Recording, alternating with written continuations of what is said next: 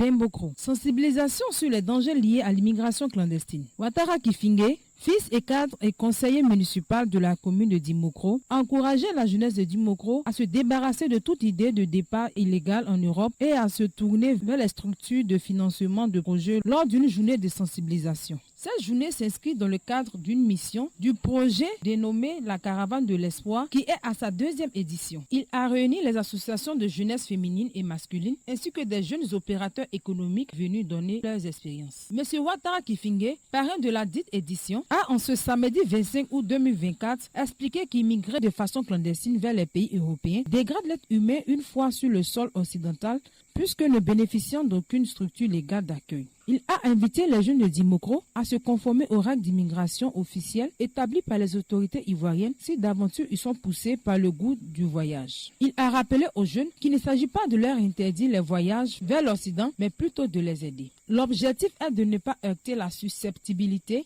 des candidats à l'immigration, tout en leur faisant comprendre l'opportunité d'affaires offerte par l'État de Côte d'Ivoire pour le bien de tous, a souligné le parrain Ouattara Kifingue. Vraiment, je voudrais dire merci à toutes ces personnes qui ont tenu pendant près de 3 heures du temps, 4 heures du temps, rien que dans l'espoir de terminer cette formation. Et cette première séance que nous avons initiée avec notre équipe, afin de mettre à la disposition des jeunes des outils nécessaires et également aussi des informations aussi nécessaires pour éviter un certain nombre de choses et pouvoir mieux entreprendre et puis également aussi mieux gérer l'insertion socio-professionnelle. Tous ceux qui ont contribué à ce panel-là, c'est leur propre expérience que ces personnes ont partagée. Et si ces personnes sont arrivées au bout du tunnel, ça veut dire que tout le monde peut y arriver. On n'a pas dit à quelqu'un de ne pas aller en Europe, c'est-à-dire voir l'Europe comme un site touristique. Aller juste passer du temps et puis revenir. Si ces personnes ont réussi à faire de l'Europe un site touristique, vous aussi vous pouvez le faire également. On va aussi en Europe aller aussi créer des diplômes, pour aller avoir des diplômes étrangers, ajouter aussi à nos diplômes pour pouvoir en tout cas avoir de bonnes positions sociales ici. Donc on ne peut pas empêcher quelqu'un d'aller en Europe. Mais c'est la manière dont nos frères s'en vont là, c'est ce que nous voulons arrêter. Premièrement, certaines personnes, comme ils ont dit ici, vous partez en Europe, vous n'avez aucun b.a.-ba, non seulement de la langue française, mais aucun b.a.-ba du métier même que vous voulez partir exercer là-bas. Mais ça, c'est suicidaire. Vous voyez, les gens là-bas, ils ne peuvent rien, ils ne peuvent pas faire face à un certain nombre de choses aujourd'hui là. Ce n'est pas de leur faute. Quand vous partez en Europe, même quand ce n'est pas mariage, c'est 10 ans de perdu dans votre vie. Tous ceux que moi je connais qui sont partis en Europe par mariage, je vous assure que ces personnes-là sont allées trouver des dettes devant elles. La femme a contracté des dettes, ces personnes s'en vont, ils sont obligés de travailler 2 boulots, 3 boulots, rien que pour pouvoir payer ces dettes-là. C'est ça la vérité. Vous venez trouver que tout a changé ici. Ça, c'est pour ceux-mêmes qui sont partis par mariage. Hein. Mais ceux-mêmes qui sont partis d'une certaine manière, ils ont au moins 15 ans, 20 ans pour pouvoir se retrouver. Ils n'ont même plus les nouvelles du pays. Notre continent est riche. Et c'est à nous de façonner cette richesse-là pour que chacun d'entre nous puisse profiter de cela. Et ça se passe d'abord par la formation. Il faut se former, il faut s'informer. Il faut se former, il faut s'informer et il faut accepter la transformation après formation et information. Vous pouvez en tout cas compter sur nous pour mettre à votre disposition ces genres d'outils-là. Notons qu'au cours de cette 2e session, un film documentaire sur les dangers liés à l'immigration clandestine a été projeté, puis des formations dans le domaine de l'insertion professionnelle ont été données aux participants. Selon M. Essomé David, coordinateur général du projet Caravane de l'Espoir, l'étape de Dimokro vient mettre fin à une série d'actions débutées depuis le Maroc en faveur des jeunes afin de leur former sur la rédaction de projets structurants. La Caravane de l'Espoir, c'est un projet de sensibilisation sur les questions de la migration, des dangers de la migration clandestine.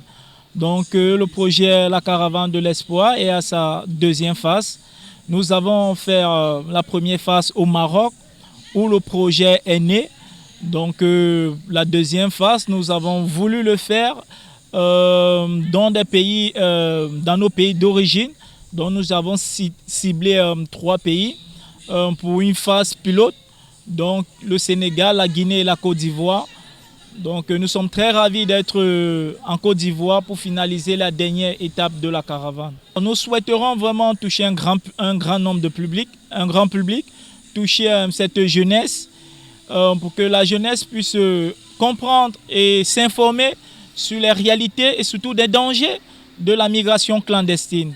Et nous proposons aussi bien évidemment des formations dans le domaine de l'insertion professionnelle. Le projet de la caravane vise à sensibiliser et aussi à proposer des formations dans le domaine de l'insertion professionnelle des jeunes résidant dans leur pays respectif. Quelques jeunes entrepreneurs de Dimokro ont interagi avec les participants en vue de partager leurs expériences dans leurs différents domaines. Nous avons recueilli quelques réactions auprès des participants après cette journée dédiée à la sensibilisation sur l'immigration clandestine.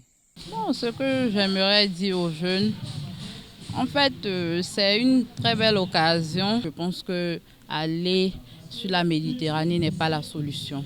Vraiment, ça a été une très belle journée pour moi d'abord parce que, vrai, aujourd'hui, je suis fonctionnaire, mais on ne sait jamais, l'immigration ne s'arrête pas sur les jeunes. Je peux avoir des idées, mais cette initiative-là vraiment a vraiment changé mon point de vue sur l'immigration.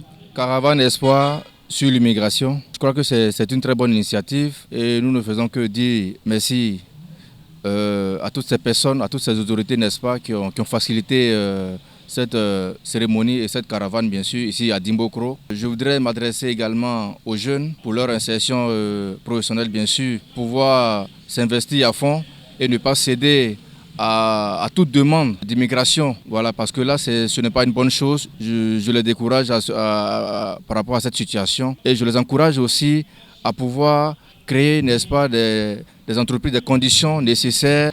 Franchement, avec tout ce que j'ai vu et tout ce que j'ai appris aujourd'hui, je leur dirais de ne même pas y penser. Voilà.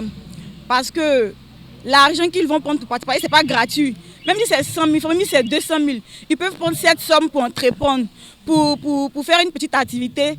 Même avec 10 000, on peut entreprendre. Nous ne sommes pas obligés d'avoir suffisamment d'argent. Moi, par exemple, j'ai commencé avec peu et je suis là où je suis aujourd'hui. Donc, de ne jamais baisser les bras. Quand vous avez un rêve, que ça soit positif, et priez beaucoup, mettez de la constance jusqu'à sa réalisation. Notre avenir est brillamment préparé par Dieu. La suite dépendra de nous-mêmes.